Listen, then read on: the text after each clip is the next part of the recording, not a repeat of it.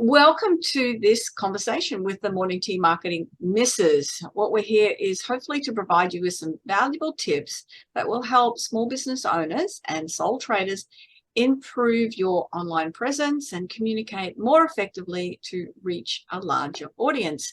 So we've hit February. Our conversations through January was all about planning. February, we're talking about relationships. Goodness, it's got Valentine's Day coming up. So with me here, we have Kate Smith, and Kate is a graphic designer for service and experience-based businesses. She help people showcase their brand and resonate with their ideal clients and increase bookings. Jan Roche's business is called Biz Connect Web Design. They are the experts in helping small businesses connect with online customers or connect their customers online. And that's all about building websites that are search engine optimized to specifically target who the business wants and attract the preferred customers. And definitely not last, but never forgotten, because Narelle is going to be the expert sharing her information today. Narelle is an accredited accessibility auditor, and she is passionate about ensuring that all businesses are able to reach the widest possible market through enhancing their digital communication methods that meet the Australian standards. Blind to self, it means that Narelle understands the barriers that bad communication, including websites and documents, can cause to a business. And this means the business is not able to reach their target market. Usability plus accessibility increases communication. I'm Janeen Vosper, and I help women remove limiting beliefs they possess so they can stand out and shine. But our person that's shining right at this moment is the fabulous Narelle, who's got some information to share about relationships and accessibility and everything around that. Welcome. Hi, ladies. I'm great. I love being on here all the time. And Narelle, I can't wait to hear what you've got to share.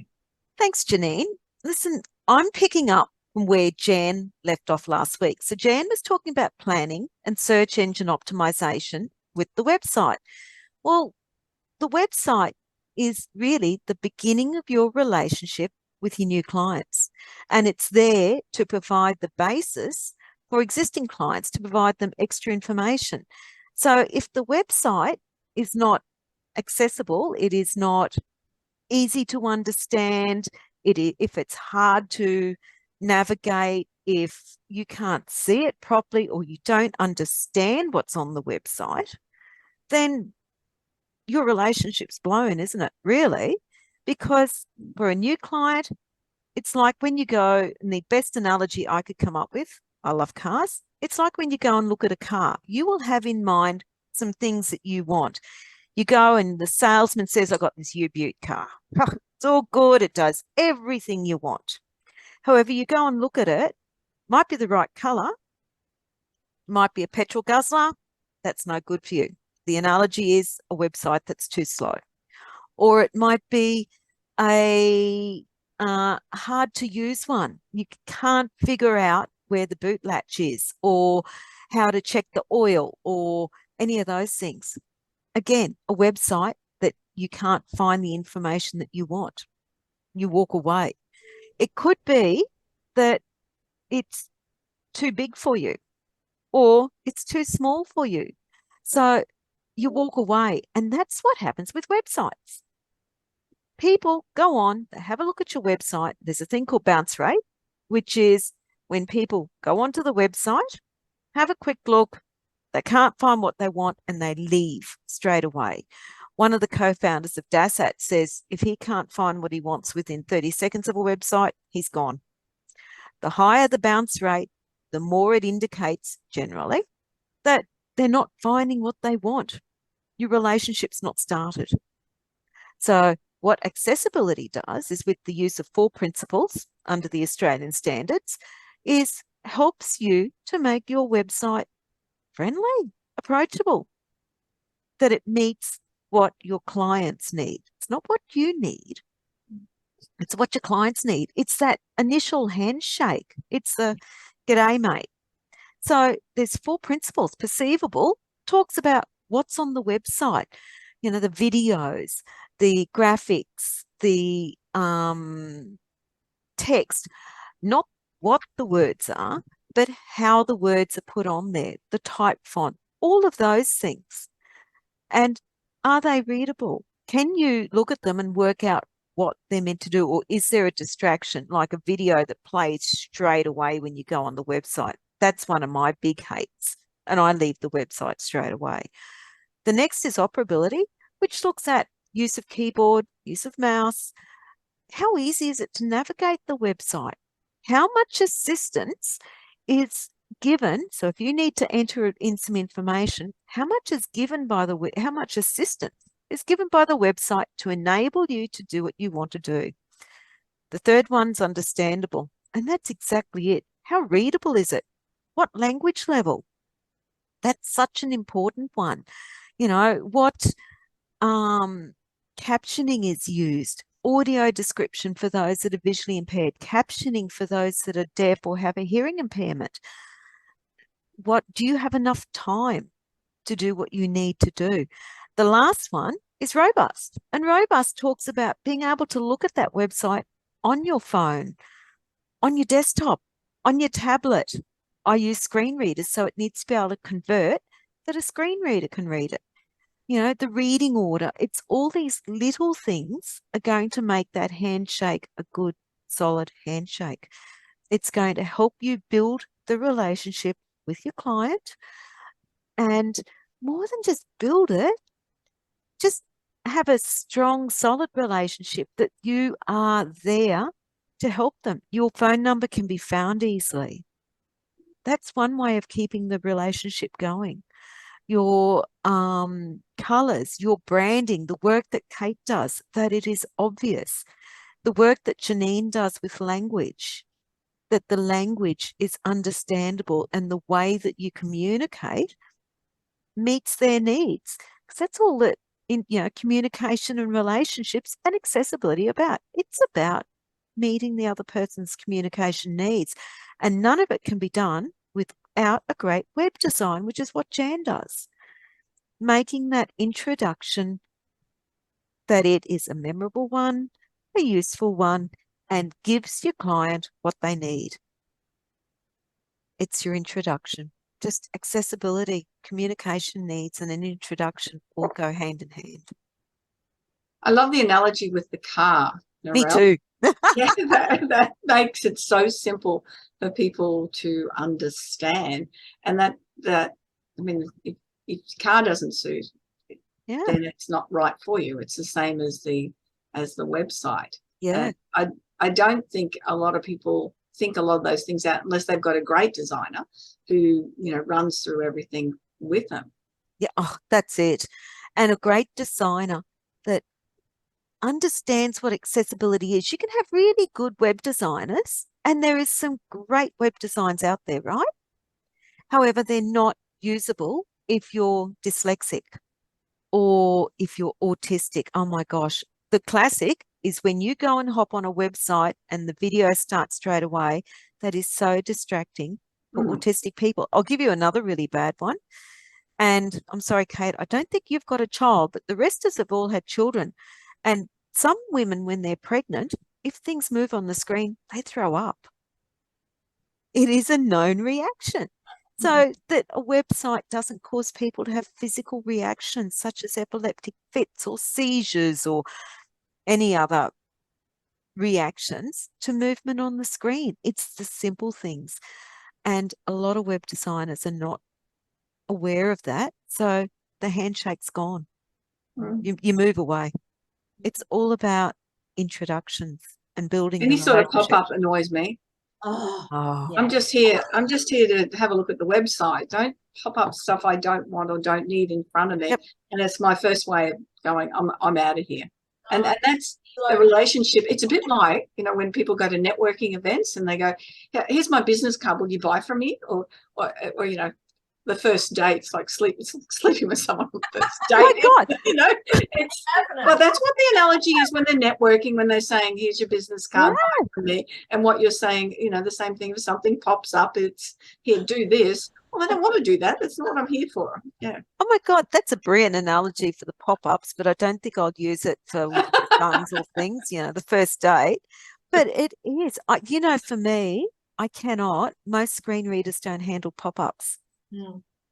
They just don't. Most assistive technology doesn't handle pop-ups. And what about the ones that get on your phone and you're looking at a website on the phone and the pop-ups and you cannot get rid of them?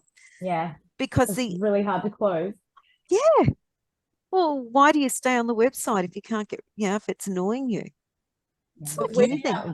We, as you know, we do website renovations, and today I had a lady come in and in her header, she had a contact form, which is all well and good, and that's fantastic. However, like you, Janeen, if there is a pop-up that gets in my way and I'm trying to see if I'm on the right website, I just go, oh, buzz off. I don't want to see you. You're in my way. Yeah.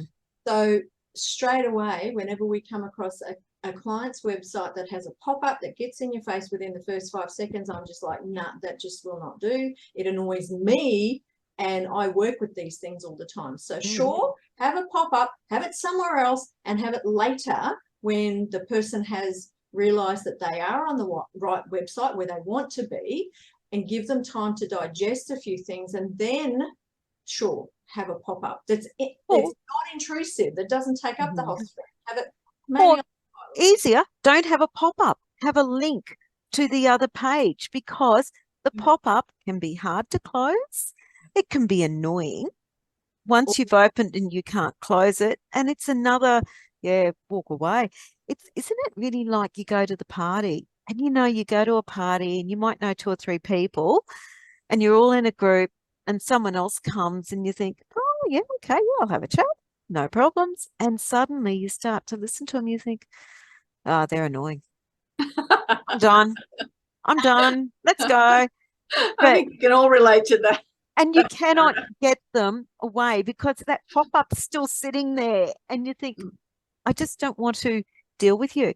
But I tell you the other, and Jan, remember last week you talked about the number of words to have on a page. So when you hit that web page where it's so long, that's another one. It's too much information. Look, it's fine if it's broken up with subheadings and pictures and quotes and whatever else, but if it's just text, paragraph after paragraph after paragraph, you lose where you're at. You don't even know if you're still on track with what you're looking for. No good. It's the handshake's broken again, isn't it? You walk away.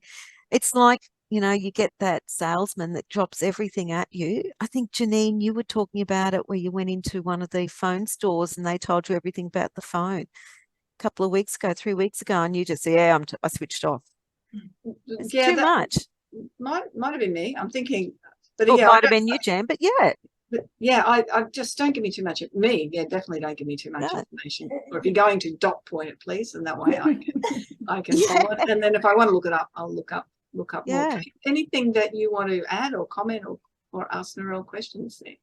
I was thinking of, Narelle, things that you've told me, and especially around relationships, is that, and I thought actually this might be what you spoke about today, is that people with a different ability, they've got family and friends. They've got people close to them, and those people support their friend in supporting businesses that provide accessibility for their friends. They're not going to go to a restaurant where their friend cannot get in because there's stairs if they can't do stairs. If their friend can't use a certain product, they're not going to have that. So for me, that was what I was wondering with you. It happens. Actually, there's another group I'm in and we're really frustrated with cafes because I don't know whether you realize how frustrating it is to have someone have to read the menu out to you. And then you've got to say, oh, I want chicken. And they might say, oh, we haven't got any chicken. Okay. Well, what have you got? And you think they've got 30 things on the menu. And then they have to read all the descriptions. You give up. Say, oh, I'm done. And we're saying to restaurants, put your menus online. It does, and not in PDF format. Put them as a text format. There's ways. Jan, you and Kate know the ways to make it accessible. And suddenly it doesn't help just those that are vision impaired, it helps those that are celiac or, have all these dietary needs or requirements.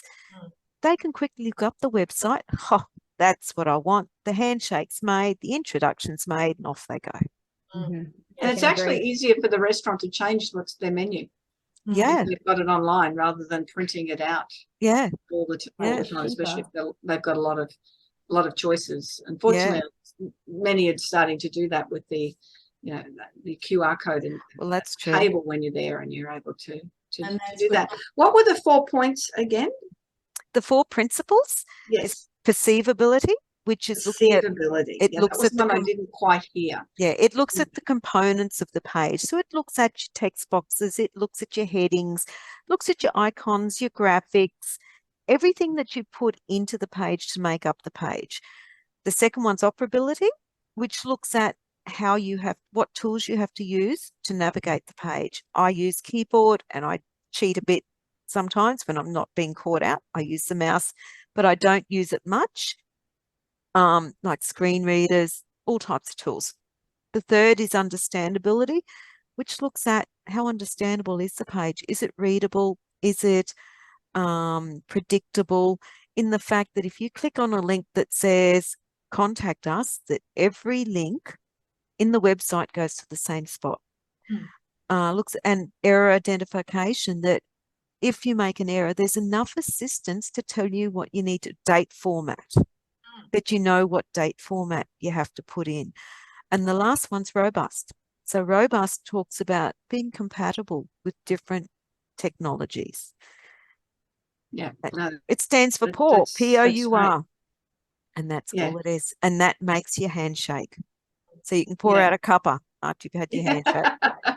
Well, the best way to have a relationship, either a cup of tea or a glass of wine. That's my two Oh, favorites. yes.